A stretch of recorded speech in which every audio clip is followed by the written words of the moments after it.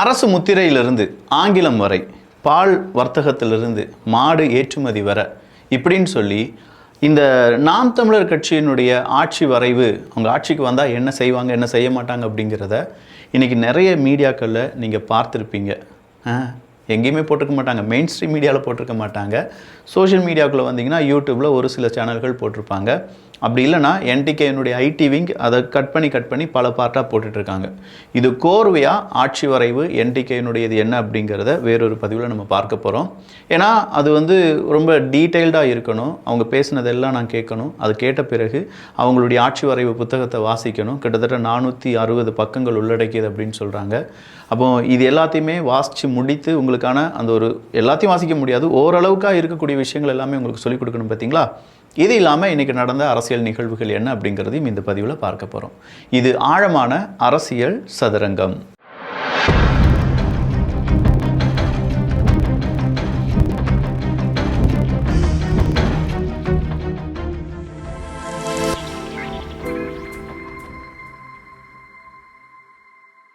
காந்தி ஜெயந்தி வரலையா அப்படிங்கிற ஒரு கேள்வியுடன் ஒரு நண்பர் எனக்கு ஒரு மெயில் அனுப்பியிருந்தார். அந்த மெயிலை சொடக்கி உள்ளக்க போனால் ஒரு ட்விட்டர்னுடைய ஒரு URL இருந்துச்சு.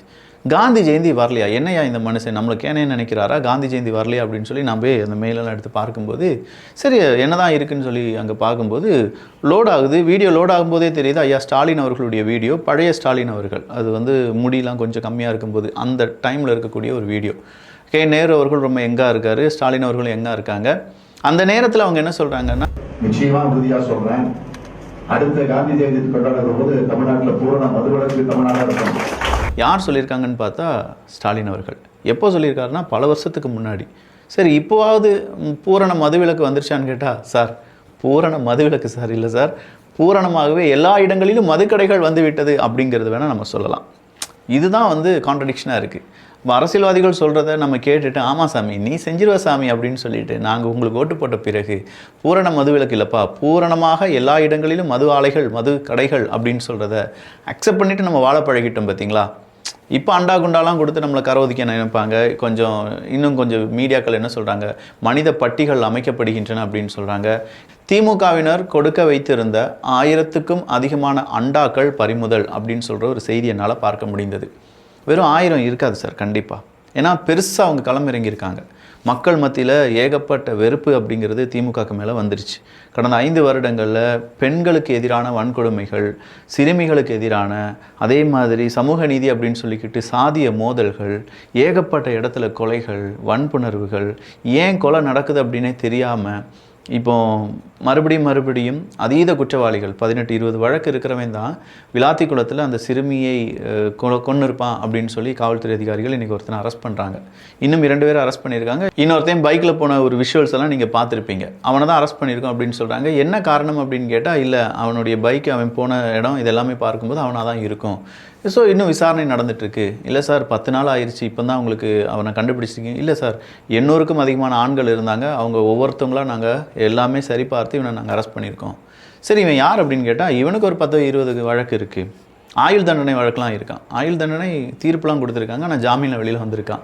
ஆயுள் தண்டனை ஜாமீனில் வெளியில் வந்திருக்கான். இவனை சரியாக பார்க்கலையா அப்படின்னு சொல்லி அங்கே இருக்கக்கூடிய காவல்துறை அதிகாரிகளிடம் ப்ரெஸ் ரிப்போர்ட்டர்ஸ் கேள்வி கேட்கும்போது, தூத்துக்குடியில் 1500 இந்த சரித்திர பதிவேட்டு குற்றவாளிகள் இருக்காங்க. 1500 பேரையும் நம்ம 24 மணி நேரமும் கண்காணிக்க முடியாது. ஆனாலும் நாங்கள் இதெல்லாம் சோர்ட் பண்ணி கண்டுபிடிச்சிட்டோம் அப்படின்னு சொல்கிறாங்க.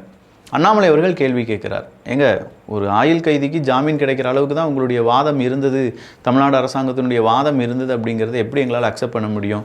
அவன் வெளியில் ஒரு 17 வயசு குழந்தைய கொன்று போட்டிருக்கானே, இதுக்கு தமிழ்நாடு அரசாங்கம், இப்போ இருக்கக்கூடிய திமுக அரசாங்கம் என்ன பதில் சொல்ல போகிறீங்க? மாணவ மாணவிகளுக்கு, குழந்தைகளுக்கு, பெண்களுக்கு, முதியவர்களுக்கு யாருக்குமே பாதுகாப்பு கிடையாதா அப்படிங்கிற கேள்வியை அண்ணாமலை அவர்கள் அடுக்கடுக்காக கேள்வி கேட்டுட்ருக்கார். நிறைய மீடியாக்கள், நிறைய யூடியூப் சேனல்ஸ் இப்போ என்ன செய்ய ஆரம்பிக்கிறாங்கன்னா, ஒவ்வொரு மக்களிடம் போய் மைக் எடுத்து நீங்கள் யாருக்கு ஓட்டு போட போகிறீங்க அப்படின்னு சொல்லி கேட்குறாங்க. அதில் நிறைய பேர் சொன்ன பதில், திமுக ஓட்டு போகிறேன், அதிமுக ஓட்டு போகிறேன், நாம் தமிழர் கட்சி, பாஜக, தாவேகா எல்லாரும் சொல்கிறாங்க. ஆனால் நிறைய பேர் சொன்னது காமனாக இருந்த ஒரு பதில் என்னென்னா, எனக்கு பெண் பிள்ளைகள் இருக்குது, என்னுடைய பெண் குழந்தைகள் ரோட்டில் நடக்கிறதுக்கு இந்த கட்சிக்கு நான் ஓட்டு போட மாட்டேன் அப்படின்னு சொல்லி அடித்து இப்போ ஆட்சி செய்த திமுக பேரை எடுத்து சொல்கிறாங்க. ஸோ திமுக இதை உடைப்பதற்கு என்ன செய்ய போகிறது அப்படிங்கிறது தெரியலை. ரொம்ப ஸ்லோ ப்ராசஸாக திமுக இருக்குது அப்படிங்கிறத நல்லாவே பார்க்கிறோம். ஏன்னா பெரிய அளவில் இன்னும் பிரச்சாரத்துக்கு போக ஆரம்பிக்கலை, பிரச்சார குழுக்கள் அப்படிங்கிறது இன்னும் அமைக்கப்படவில்லாமல் தெருமுனை பிரச்சாரங்கள் மட்டும் நடந்துகிட்ருக்கு. தெருமுனை பிரச்சாரங்களில் கூட இந்த யூடியூப் வாடகை வாயின்கள்லாம் இருப்பானே பார்த்தீங்களா, கொஞ்சம் பேர் திமுகக்குன்னே வேலை செய்யக்கூடிய நபர்கள், அவனுங்களை வச்சே தெருமுனை பிரச்சாரங்கள்லாம் நடத்திட்டு இருக்காங்க. இன்னும் கொஞ்சம் பேர் என்னென்னா ஆபாச பேச்சாளர்கள், கிருஷ்ணமூர்த்தி மாதிரியான நபர்களை வச்சு, சரி கிருஷ்ணமூர்த்தியை விட கேவலமாக பேசணுன்னுலாம் இருக்காங்க. சிவி சண்முகம் அவர்களை நேற்றே நம்ம வான் பண்ணோம். சார் நீங்களாம் பெரிய இடத்துல பெரிய கட்சியில் இருக்கீங்க, உங்களுடைய பேச்சுக்களை வைத்து சில நபர்கள் என்ன செய்வாங்க, அதை ட்ரோல் மெட்டீரியலாக மாற்றி அதிமுகவுக்கு வரக்கூடிய ஓட்டுக்களை இல்லாமல் செய்து விடுவார்கள் அப்படின்னு சொன்னபோது இன்னொரு நண்பர் நிறைய செய்திகளை நிறைய வீடியோஸை எனக்கு அனுப்பிவிட்டார். ஒரு அரசியல் பிரமுகர் தான் வச்சுக்கோங்களேன். அவர் அனுப்பிவிட்டதில் எனக்கு ரொம்ப பிடிச்ச ஒரு வீடியோ இருந்துச்சு. அது பேர் என்ன, பிரேமலதா ராமலிங்கம்மா, அதுக்கு அவ்வளோ வாய், அதுக்கு அவ்வளோ பெரிய வாய், ராரியே உள்ள போற மாதிரி அது பேசுது. துரைமுருகன் எப்படி சொல்லலாம்? அவன் நேரா போயிருக்கிறான் மதியானம் 2 மணிக்கு, பிரேமலதா உங்களை கூப்பிடுங்க அவரு சொல்லியிருக்காரு. இந்த வயசுலயான் இருக்காரு. பிரேமலதா அவர்களை பற்றி ரொம்ப கொச்சையாக பேசியிருக்காங்க பல வருடங்களுக்கு முன்னாடி. இருந்தாலுமே கனிமொழி அக்கா பார்வையில் இந்த வீடியோலாம் படலையா அப்படின்னு சொல்லி இதே வீடியோவை நிறைய பேர் ட்விட்டர்லேயும் டேக் பண்ணியிருந்தாங்க. கனிமொழி அக்காவுக்கு ஒரு வேண்டுகோள், இந்த வீடியோவை நீங்கள் பார்த்துட்டு உங்களுடைய கருத்துக்களை பதிவு செய்யுமாறு தாழ்மையுடன் கேட்டுக்கொள்கிறேன். கனிமொழி அவர்கள்னா திமுகவில் இருக்கக்கூடிய கனிமொழி கிடையாதுங்க. ஏதாவது ஒரு ஊரில் எங்கேயாவது ஒரு இடத்துல கனிமொழின்னு சொல்லி பேர் இருக்கக்கூடிய யாராவது இருக்க மாட்டிங்களா என்ன? யாராவது ஒரு நபர் இருந்தீங்கன்னா யூடியூப்பில் உங்களுடைய பெயர் கனிமொழி இருந்துச்சுன்னா கீழே கருத்துக்களாக பதிவு செஞ்சால் நல்லா இருக்கும். உரிய தார் சாலை வசதி எங்களுக்கு செய்து தரப்படவில்லை அப்படின்னு சொல்லி கிராம மக்கள் போராடினது ரொம்ப நூதன முறையில் இருந்துச்சு. வேறு ஒன்றுமே இல்லை, கண்ணை சுற்றி கருப்பு துணியை கட்டிட்டாங்க. இப்போ அப்படியே நடந்து வராங்க. இப்படி தான் சார் நடந்து போயிட்டுருக்கோம், பாதியே இல்லை சார், நாங்கள் எங்கே சார் போக அப்படின்னு சொல்லி கேட்கும்போது, என்னையா செஞ்சுருக்கீங்க அப்படின்னு சொல்கிறத விட நல்லா செஞ்சுருக்கீங்கடா மக்கள் நல்லா செய்ய போகிறாங்கடா அப்படிங்கிற மாதிரி இருக்குங்க. சரி, ரேகிங், ஒரு பொண்ணு ரேகிங் புகார் அளித்த பொண்ணை அங்கே இருக்கக்கூடிய கல்லூரியில் இருக்கக்கூடிய பசங்க சேர்ந்து அடித்தது, அதை கேட்க வந்த பசங்களை போட்டு அடித்தது அப்படின்னு சொல்கிற ஒரு விஷுவல்ஸ் பயங்கரமாக வைரல். எல்லாரும் கேள்வி கேட்குறாங்க, உயர்கல்வித்துறை அமைச்சர் எங்கே அப்படின்னு சொல்லி. இதுக்காவது பொங்குங்க சார், கண்டிஷனை ஃபாலோ பண்ணுங்கள் சார், கண்டிஷனை ஃபாலோ பண்ணுங்கள் சார் அப்படின்னு சொல்லி அந்த பள்ளி கல்வித்துறை நேராக உயர்கல்வித்துறைக்கு ஒரு மெசேஜை போடுங்க சார். கண்டிஷனே ஃபாலோ பண்ணாமல் நிறைய பேர் இருக்காங்க சார். அடுத்ததாக சீமான் அவர்களுடைய பேச்சு.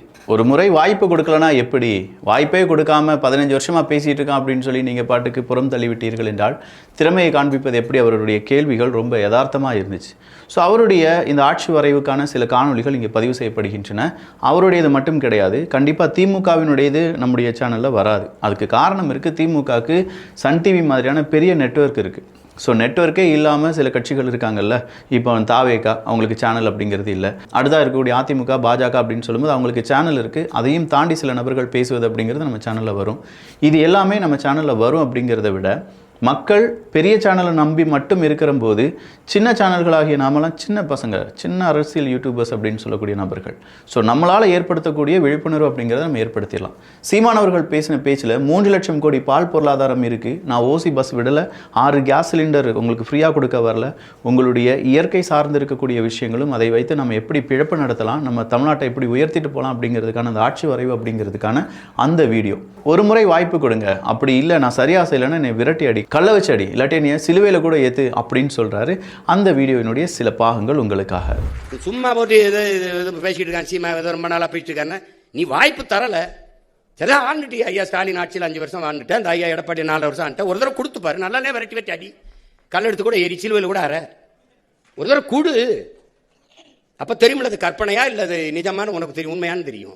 எவ்வளவு திறமை இருந்தாலும் வாய்ப்பு இல்லைன்னா எப்படி வெளியில் தெரியும். அடுத்ததாக அதிமுகவை சார்ந்த KNR சிவராஜ் அவர்கள், எங்கள் 1வது வார்டில் 3 இடங்களில் மனித பட்டி எத்தனையோ கம்ப்ளைண்ட் விஜில் அடித்தாச்சு, அதை கண்டுக்காமல் போகிறாங்க கரூர் மாவட்டத்தில் பதவியில் உள்ள தேர்தல் ஆணைய அதிகாரிகள். ஐயா, நியாயமான உண்மையான அதிகாரிகள் இருக்கிறீர்கள் என்றால் மனித பட்டியை வச்சு மனிதர்களை அடைச்சி நீ திமுக தான் ஓட்டு போடணும், அதுவும் பாலாஜிக்கு தான் ஓட்டு போடணும், வேறு யாரையும் நீ பார்க்கக்கூடாது, இந்த பரிசு பொருள் அப்படிலாம் சொல்லி இந்த மனித பட்டியை வச்சு ஏகப்பட்ட விஷயங்கள் நடப்பதா அதிமுக குற்றம் சுமத்துகிறார்கள், பாஜக குற்றம் சுமத்துகிறார்கள். இதெல்லாம் மக்களாகிய நாங்கள் பார்த்துட்ருக்கோம். தேர்தல் ஆணையம் கண்மூடித்தனமாக இது எதையுமே நம்பிடாதீங்க. உண்மையாக பொய்யா அப்படிங்கிறத ஆராய்ஞ்சு மனிதப்பட்டிகள் அறநிலைத்துறை சில இடங்களில் போட்டிருக்காங்க. அதையும் அவர் வீடியோ எடுத்து போட்டிருக்கார். அறநிலைத்துறையில் இருக்கக்கூடிய நிலத்தில் கொஞ்சம் ஷெட்டு மாதிரி அடித்து வச்சுருக்காங்க. சார் நில ஆக்கிரமிப்பு சார் அப்படின்னு சொன்னால் கூட அறநிலையத்துறையே எங்கள் கண்ட்ரோலில் தானப்பா இருக்குது, நாங்கள் இருக்கிற வரைக்கும் நாங்கள் தான் அப்படின்னு சொல்கிற அளவுக்கு சில விஷயங்கள் நடந்துகிட்ருக்கு. ட்ரோனில் சிக்கிய கனிம வள கும்பல். நான் என்ன கேட்குறேன்னா, ஒரு நியூஸ் மீடியா ட்ரோனை விட்டு கனிம வளம் கொள்ளை போகுதா இல்லையா அப்படிங்கிறத பார்க்குறாங்களே, கனிம வளத்துறை அதிகாரிகள் நீங்கள் என்ன செஞ்சிட்ருக்கீங்க? இல்லை உங்ககிட்ட ட்ரோன் இல்லைனா சொல்லுங்கள், கிட்ஸ் பெஸ்டி வாங்க, ஒரு 6000 7000 ஒரு ட்ரோன் இருக்குது, விஜிஏ கேமரா தான் இருக்கும், ஆனாலும் ஓகே, அந்த கொள்ளை அடிக்கிறவன் நம்மளோட ட்ரோன் படம் பிடிக்குதோ அப்படின்னு சொல்லி ஓட்டம் பிடிச்சிருவாங்க, நான் ஃப்ரீயாக கூட தரேன். என்ன செய்கிறீங்கன்னா, எங்கள் கனிம வளத்தை காப்பாற்றுங்க. எங்களுடைய அடுத்த தலைமுறைக்கு மலைனா என்ன, குன்றுனா என்ன, அங்கே இருக்கக்கூடிய மணல்னா என்ன, இது தெரியணும். நாங்கள் சூடெடுத்து தண்ணி இல்லாமல் காற்று இல்லாமல் சாகக்கூடாது. அதுக்கு கனிம வளத்துறை அதிகாரிகள் நீங்கள் எப்படியாவது கனிம வளங்களை காப்பாற்றுங்கள் அப்படின்னு சொல்லி உங்கள் காலில் கூட விழுறோம். வேறு வழி எங்களுக்கு தெரியலை. நீங்கள் தான் உங்களுடைய பதவி, எங்களுடைய வரிப்பணத்தில் உங்களுக்கு சம்பளம் கிடைக்குது. ஆனால் எங்களுடைய தலைமுறையை காப்பாற்றுவதற்கு உங்களுக்கு கிடைச்ச இந்த சான்ஸை நீங்கள் மிஸ் பண்ணிட்டீங்கன்னா எங்கள் தலைமுறையுடன் சேர்ந்து உங்கள் தலைமுறையும் அழிந்துவிடும் என்பதில் மாற்று கருத்தே கிடையாது. ஸோ நிறைய வீடியோ வந்துட்டுருக்கு, ஏகப்பட்ட வீடியோக்கள் பார்க்கலாம், பகிரலாம். சும்மா ஜாலியாக தேர்தல் இந்த திருவிழாவை சந்திக்கலாம். நல்லதை பகிர்ந்து நல்ல சமுதாயத்தை உருவாக்குவோம். நன்றி, வணக்கம். நம்ம வீட்டு குழந்தைகளுக்கு பர்த்டே கிஃப்டாக இருக்கட்டும், இல்லாட்டி இப்போ சம்மர் வெக்கேஷன் ஆகுது, ரிமோட் கண்ட்ரோல், அதுவும் BMW காரில் ஒரு ரிமோட் கண்ட்ரோல். சாதாரண ரிமோட் கண்ட்ரோல் கிடையாதுங்க. ஆக்சுவலாக இதில் டிராஃபிக் லைட்டுக்கான அந்த சிக்னல் இருக்குது பார்த்தீங்களா, அது ஒரு யூனிட் வந்துடும். அது கூடவே ஆக்சிலேட்டர் பிரேக்குக்கான செப்பரேட் யூனிட் வந்துடும். கிராவிட்டி சென்சார் இருக்கக்கூடிய அந்த ரிமோட் கண்ட்ரோல் வந்துடும். இந்த ரிமோட் கண்ட்ரோலை நீங்கள் நேரடியாக இந்த ஆக்சிலரேட்டர் பிரேக்குக்குள்ளே இருக்கக்கூடியதில் கனெக்ட் பண்ணிட்டீங்கன்னா, குழந்தைங்க நம்ம எப்படி கார் ஓட்டுறோமோ அதே மாதிரி காலை வச்சு ஆக்சிலரேட்டர் பிரேக் கொடுத்து ஸ்டீரிங்கை எந்த பக்கம் திருப்புறாங்களோ அந்த பக்கம் இந்த காரும் போகும். அப்படி gravity control with accelerator break இருக்கக்கூடிய இந்த 1:16 ஸ்கேல் BMW கார் நம்ம வீட்டு குழந்தைங்களுக்கு வேணும்னா கீழே லிங்க் இருக்குது, வேணுங்கிறவங்க வாங்கிக்கோங்க. 22 பீஸ் மட்டும்தான் இருக்குது.